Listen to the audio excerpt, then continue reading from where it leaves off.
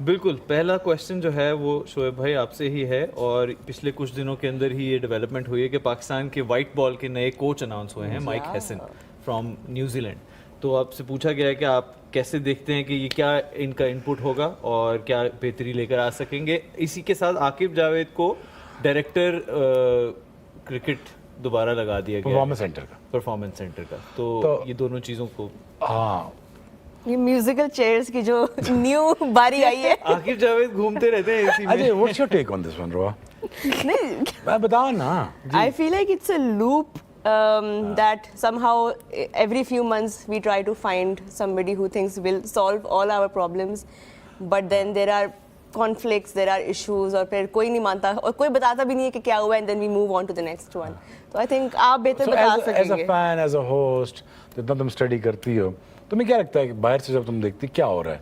या जब आप क्यों हो रहा है? पॉडकास्ट करती हैं तो आपकी एक हाँ, एनालिसिस बताओ है ना। जो रीसेंट वाला ऑफ कोर्स हमने देखा पूरा एपिसोड विद थोड़ा कैंडिड होकर बताओ। जेसन प्लीज गिलेस्पी इतना वाला, आर्टिकुलेट ना करो, तो क्या कैंडिड होकर बताना। जेसन गिलेस्पी और गैरी कर्सन वाला, चले लेटेस्ट वाला हाँ, जो बताएं। पूरा हुआ, उसमें तो बहुत क्लियरली ये बात बाद में सामने आई कि there weren't enough authority, there wasn't enough authority given to the coaches, because of which they weren't happy, of course, क्योंकि आप एक फॉरेन कोच को लेके आ रहे हो, of course he's going to do things his way, and यहाँ I पे think Pakistan में we're a bit scared to give I think full वो थोड़ा सा authority एपिसोड to पूरा someone. एम्बैरेसिंग भी है अगर देखा जाए तो, ओह। जेसन गिलेस्पी और गैरी कर्स्टन और वाला। उसके बाद भी बहुत सारी ये बातें हो रही थी कि क्या दोबारा कोई फॉरेन कोच ये जिम्मेदारी लेगा, एंड ब्रेकिंग न्यूज जिम्मेदारी एक्सेप्ट की है जी माइक हेसन ने, जो काफ़ी टाइम से he is working with Islamabad United as well, so he knows the players, he knows the circuit, but Shoaib now match भी बहुत ज्यादा खेले में उन्होंने, मेरे ख्याल है।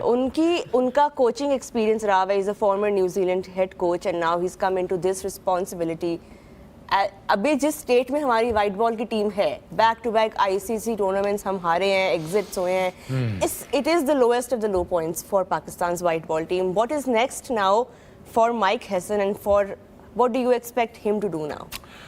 The first of all, I think he needs to bring his own staff. That is very important. Okay, He should not come alone. I think apart from Majju, he should keep his own staff, along with the trainers, along with the physios, along with the help that you required within the staff. वो 5 हैं, 6 हैं, 7 हैं, मेरा ही ख्याल है उन्होंने मांगा होगा, ऐसे ही होगा। और मेरा भी ये भी ख्याल होगा, मेरा अच्छा गुमान है कि उन्होंने इख्तियारात जायज़ वाले मांगे होंगे, और अगर उनको लाए हैं प्लीज़ उनको 2 साल करने दें, उनको हैम्बुश ना करिएगा, क्योंकि माइक हेसन एक लास्ट आपकी होप है एज अ फॉरेन कोच। अगर आपने इसको भी गंदा करने की कोशिश की तो देखें आपकी क्रिकेट बहुत पीछे रह जाएगी। ये ठीक चीज़ें ठीक प्लेयर्स को ठीक जगह पे डाल देगा। मैं पढ़ रहा था स्टेटमेंट इसकी कि हम बाबर को और रिजवान को भी रखना चाहते हैं T20 में। आई डोंट नो सिनारियो क्या क्रिएट होते हैं।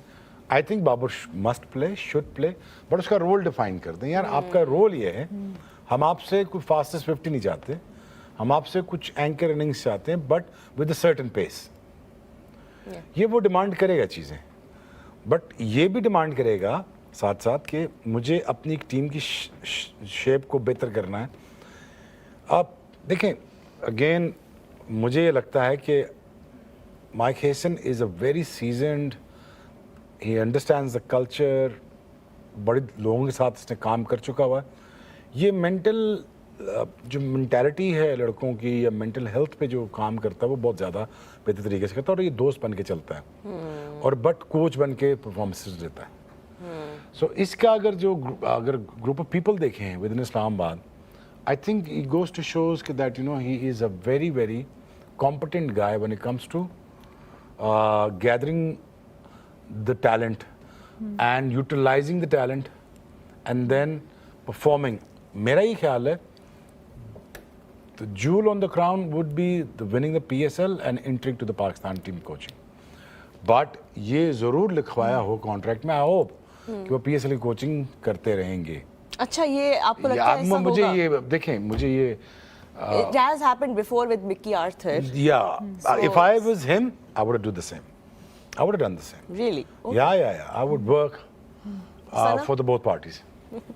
देखिए आई थिंक जो मेरा अपना एक्सपीरियंस रहा है फॉरेन कोचेस में, मार्क कोल्स के साथ मेनली हमने काम किया था वुमेंस क्रिकेट में, और उसके अलावा लीग्स में जब खेला है, जो चीज़ अच्छी नज़र आती है वो प्लेयर्स को इससे पहले कि उनके बारे में कोई एक अल्टीमेट फैसला करें, they give them space to grow. जो उन्होंने शोएब भाई ने भी बात की कि बाबर रिजवान को वो प्लान्स में रख रहे हैं, और उन्होंने साथ कहा है कि हम उनकी टेक्निक को के थोड़ा बहुत काम करके देखेंगे कि किस तरीके से हम उनको यूज़ कर सकते हैं। तो डिस्कार्ड नहीं करते आप प्लेयर्स को, इस कैलिबर के प्लेयर्स को जो इतने कंसिस्टेंट हों, जिन्होंने इतने रन्स किए हों, आप वो इंस्टीट्यूशनल नॉलेज जाने नहीं देते। वो आप चाहेंगे कि वो आपकी किसी तरह टीम में फिल्टर इन करे, उस ट्रिकल डाउन इफेक्ट उसका है। तो आई थिंक ये बड़ा अच्छा है कि फॉरेन एक कोच आगे जिनके पास इतना ज़्यादा एक्सपीरियंस है, और मैन मैनेजमेंट उनकी बहुत अच्छी है।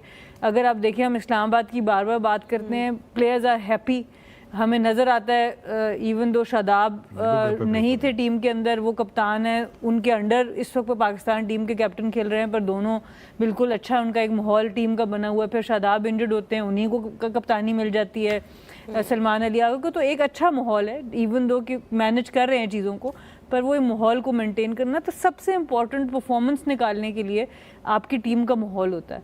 और आई थिंक वो बड़ी अच्छी तरीके से ये मैनेज करते हैं, और स्ट्रैटेजी में बहुत ज़्यादा सॉलिड है इनकी क्रिकेटिंग स्ट्रैटेजी। तनकीद होती है फॉरेन कोचेस की जब भी बात होती है कि उनको आपके लोकल प्लेयर्स की वो नॉलेज नहीं होती जो कि आपके लोकल कोचेस को होती है। ये भी, इस पे आपका क्या पॉइंट ऑफ व्यू है? इसके इस पास लोकल नॉलेज है, लोकल नॉलेज भी होती है, और सबसे बड़ी बात यह है कि उनके ऊपर बैगेज कोई नहीं होता, उनको वापस जाके सिस्टम में नौकरी नहीं करनी होती, जो मैंने देखा है। अगर आपका एक कोच किसी एकेडमी से आया ना, तो वो उस एकेडमी के प्रेसिडेंट को और उन प्लेयर्स को खुश करता है अनफॉर्चुनेटली आगे, क्योंकि उसने जब पीसीबी में स्टेंट खत्म होना है तो उसने उसी एकेडमी में वापस जाके हेड कोच लगना है।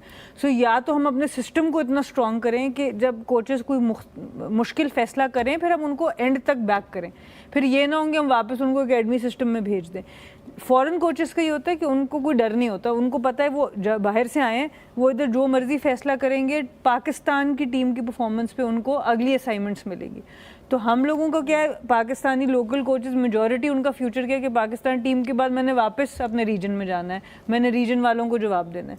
सो या तो आप उनको एम्पावर करें इस तरह कि वो फिर इन चीज़ों से डरे ना, और न डर फैसले करें। आगे स्किल में प्रॉब्लम नहीं है, प्रॉब्लम हार्ड डिसीजंस लेने में, वो हम लोग मिस कर जाते हैं पाकिस्तान कोचेस। तो भाई ऐसे प्लेयर्स, ऐसे कोचेस जिनका इंटरनेशनल क्रिकेट का एक्सपीरियंस खेलने के पॉइंट ऑफ व्यू से नहीं होता, जैसे कि माइक हैसन हम देख रहे हैं इंटरनेशनल क्रिकेट उस तरह नहीं खेले हुए, आपने भी ऐसे कोचेस के साथ इन द पास्ट किया हुआ है काम, जैसे कम खेले हुए थे। रिचर्ड पाइबस ने आई थिंक कोई क्रिकेट नहीं खेली हुई थी, बॉब बुलमर बहुत कम इंटरनेशनल क्रिकेट खेले हुए थे।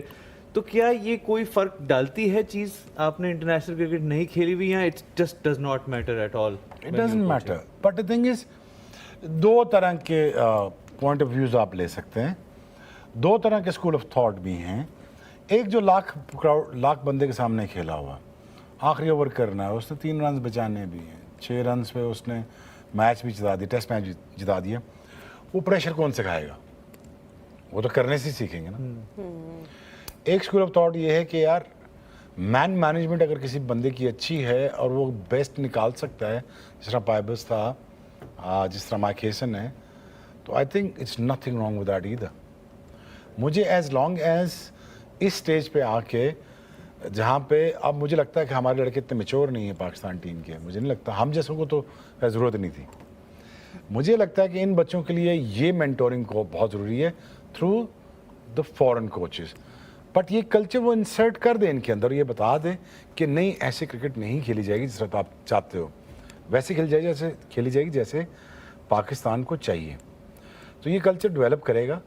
But again for eras to eras, देखें पिछले ज़माने के बच्चे कुछ और थे, आज के ज़माने के बच्चे कुछ और हैं, आज की तरबियत के तरीके कुछ और हैं। हमारे टाइम पे सिर्फ एक जूती होती थी वाइट कलर की, जिसे हम बाटा का आईफोन कहते थे, वो पढ़ते